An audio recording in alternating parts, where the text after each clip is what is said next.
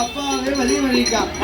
அப்பதான் ஆண்டவன் ஜோகருவா அதை சொல்ல நேரம் இல்ல, அண்ணா வாரம் வல்லருக்கு இதை சொல்ல நேரம் இல்ல, என்ன வாரம் வல்லருக்கு என்று சொல்லி வல்லரைக்கிறாயிரே என்று சொல்லி என ஆண்டவன் ஓடும்போது மூத்த மகன் ஆதிமுதா அப்பா வழிமறிக்கான்.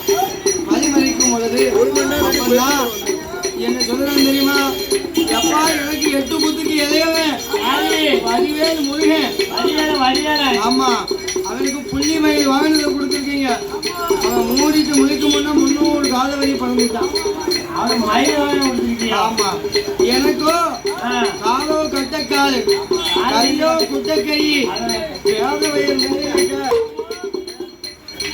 என்ன பேத வயல் மின்னிலைக்க எங்க போவ என்ன அப்படி இருப்பதுனால இப்ப நான் பார்த்தா ஆண்டவன் யோகருவன் உன்னுடைய வாகனத்துக்கு இன்றைய முதல மூச்சிய வாகனம் என்று வேணாமத்தை கொடுத்து எப்படி ஓடுகிறா தெரியுமா? அன்னவாரம் வல்லனக்கு அதை சொல்ல நேரமில்ல, இதை சொல்ல நேரமில்ல. ஓடி வந்த தேவர்களை ஒன்றாகத்தான் நினைத்து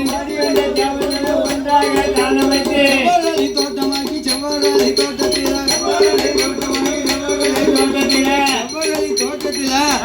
சிவனா சிவலிங்கமாக வந்து மறைந்திருக்க. அப்படி மறைந்திருக்கக்கூடிய வேளையில் ஏன்னா நமக்கு அள்ளிமனம் அருளித்த செல்வ சிவா யாருன்னு கேட்டா, அதாவது இந்த மும்பை மாநகரத்திலே வாழ்ந்து வரக்கூடிய மும்பை மாநகரத்துல தாராய் ஆமா, இந்த தாராய் கண்ணாடி சால்ல வாழ்ந்து வரக்கூடிய அன்புக்கும் ஆஜா பாசத்துக்கும் நிறைந்த அருமை தாத்தா இளநீ வியாபாரம் தாகம்னு சொன்னா போதும் தண்ணீர் தாயத்தை தீர்த்து வைப்பாரு. அப்பேற்பட்ட இளநீ வியாபாரம் செய்து வரக்கூடிய என அருமை தாத்தா பிச்சைமணி நாடா ஆமா பிச்சைமணி நாடார் அவர்கள் என்ன நமக்கு சொந்த ஊரு தாத்தாவுக்கு மருதமுத்தூர்.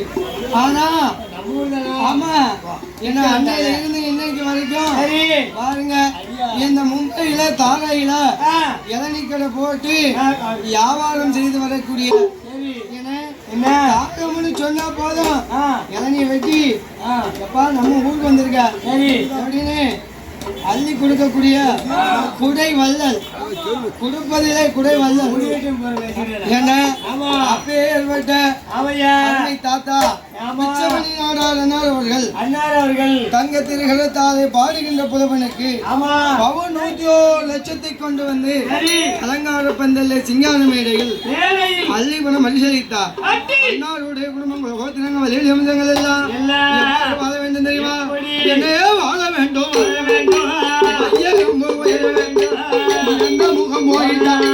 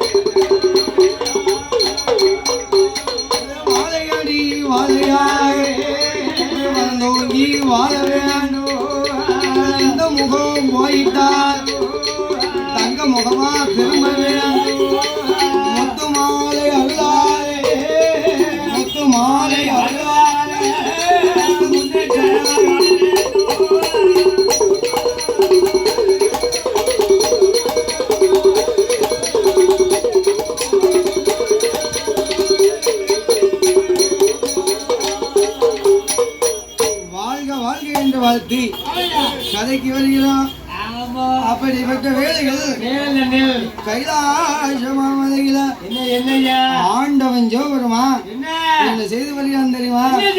கடவுளாயப்பட்ட சிவபெருமா ஆண்டவன் ஜோபெருமா ஆதிவள்ளி கைலாய பர்வதத்தில் எண்ணாத எண்ணமெல்லாம் மனவதிலே எண்ணிக்கொண்டு கடவுள் சிவபெருமா அப்படியே கொண்டு வந்த தேவர்களோடு செவ்வரளி தோட்டமாக்கி செவ்வரளி தோட்டத்தில நந்தவன பூதலில ஆண்டவன் ஜோபெருமா அப்படியே அமர்ந்திருக்க என்ன நடக்கிறது தெரியுமா? ஆண்டவனாயப்பட்ட ஜோபெருமா செவ்வரளி பூதலில அமர்ந்திருக்கக்கூடிய வேளையில் ஏன்னா ஆதிவள்ளி கைலாய பர்வதத்தில ஆதி சத்தியாயப்பட்ட பார்வதி ஆண்டவன் இல்லாத கைலாசம் அது கைலாசமா இருக்கு. சிவன் இல்லாத கைலாசம் சிவக்கலை இழந்திருக்கு. அப்படி சிவக்கலை இழந்திருப்பதனால ஆண்டவன் ஜோபெருமா என்ன செய்து வருகிறா தெரியுமா? ஆண்டவன் தான் ஜோபெருமா ஆதிவள்ளி கையிலே ஆதிசக்தி பார்வதி அண்ணன தந்தாளே அண்ணமாயவனே என்று சொல்லி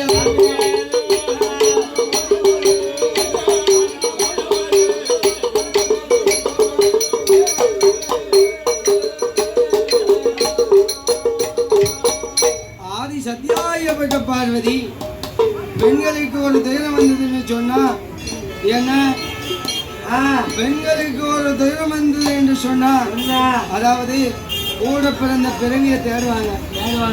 ஆமா ஏன்னா என்ன கூட பிறந்த பிறவிதான் ரத்தம் துடிக்குமா பக்கம் துடிக்குமான்னு சொல்லியிருக்காங்க. அப்படி சொல்லுங்க முதல்ல.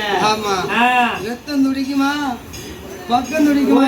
ரத்தம் தான் துடிக்கும். ஆமா அண்ணன் தம்பி ஆமா அக்கா தங்கச்சின்னா ரத்தம் தானே துடிக்கும். ஆமா பக்கத்துல பாத்துட்டு தான் நிப்பான். ஆமா தொந்தரவு விட்டு தீ பிடிச்சிருந்தா காலை கட்டி பிடிச்சி அழுவோம். என் அண்ணன் குறைக்கையும் அனுப்பிச்சாரு கட்டி பிடிச்சி இறக்கி வெளியே. ஆமா அப்படி ஏற்பட்ட வேளையில் நடக்கிறது தெரியுமா? அப்பந்தான் அதை அறிந்து தெரிந்தோ ஏன்னா அப்போ ஆண்டவன் ஜோபெருமா ஆதி கைலாசத்திலே இல்லாத காரணத்தால் ஆதி சத்தியாயப்பட்ட பார்வதி என்ன செய்ய தெரியுமா? அண்ணன் மாய கண்ணனை தேடும் பொழுதோ அண்ணனாயப்பட்ட மாய கண்ணு கோபால கண்ணு அப்படியே திருப்பால் கடலில தங்கை அழைக்கும் சத்தம் கேட்டு எப்படி வருகிறா தெரியுமா? நாராயோ நமோ நாராயண நாராயோ நமோ நாராயண நாராயோ நமோ நாராயண நமோ நாராயண நாராயண நமோ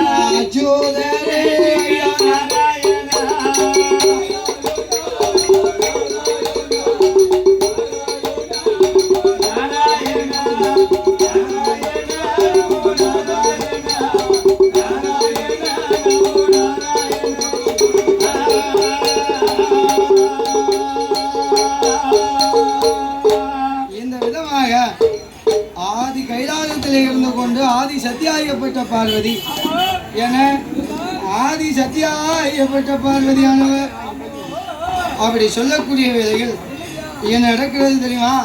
இந்த அலங்கார பந்தலில் சிங்கார மேடையில் நமக்கு அள்ளிப்புறம் ரிசலித்த செல்வச்சிமா யாருன்னு கேட்டா அதாவது இந்த ஓடக்கரை துலுக்கவெட்டி நகரத்தை சேர்ந்த அன்புக்கும் ஆசா வாசத்துக்கும் நிறைந்த நாடுவாதி நாடார்வாதி நாட்டை ஆள பிறந்த நாடார் குல கண்மணிகள், ஏ அப்பா சப்தகன்னி பெற்றெடுத்த சான்றோர் குல கண்மணிகள், ஏ அப்பா வீர பத்திரகாளி புள்ளியே வாழைக்கு 2 வலை விளைத்த வள்ளல் அதான கேட்ட குடு சாண்டார் என்ன அப்பேற்பட்ட நாடாருடைய வம்சத்தில ஏன் நடக்கிறது தெரியுமா?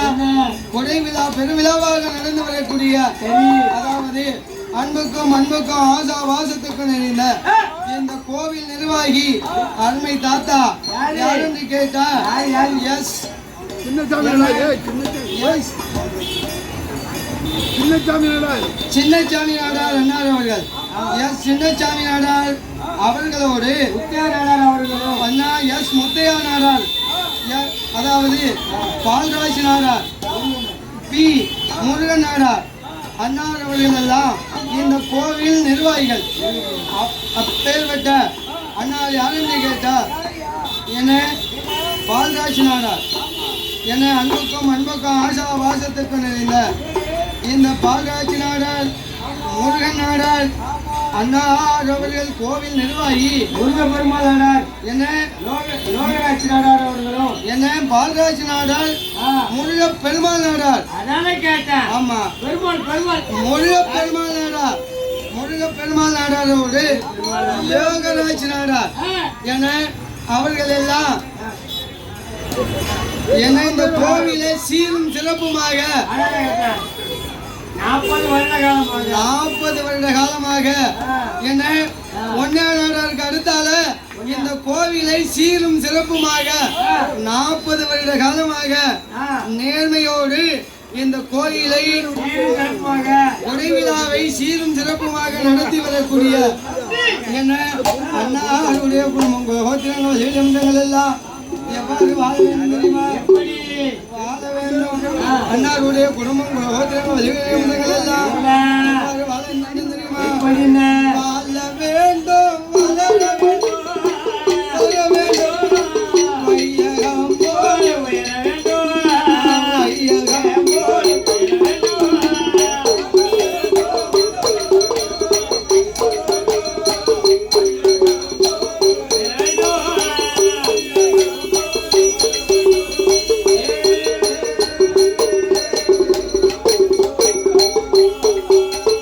எந்த முகம் போயிட்டாலும் தங்க முகமா திரும்ப வேண்டும்.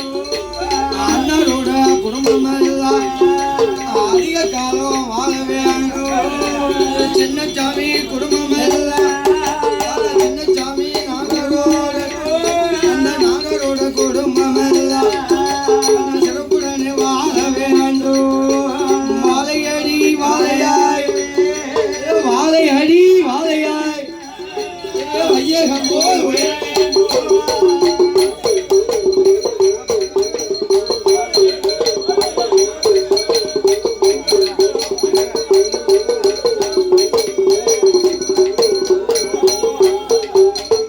அண்ணாருடைய குடும்பம் கோத்திரம் மதிவம்சங்கள் எல்லாம் வாழ்க வாழ்க என்று வாழ்த்தி என இருக்கக்கூடிய வேளையில் ஆமா அப்படி இருக்க என்னுடைய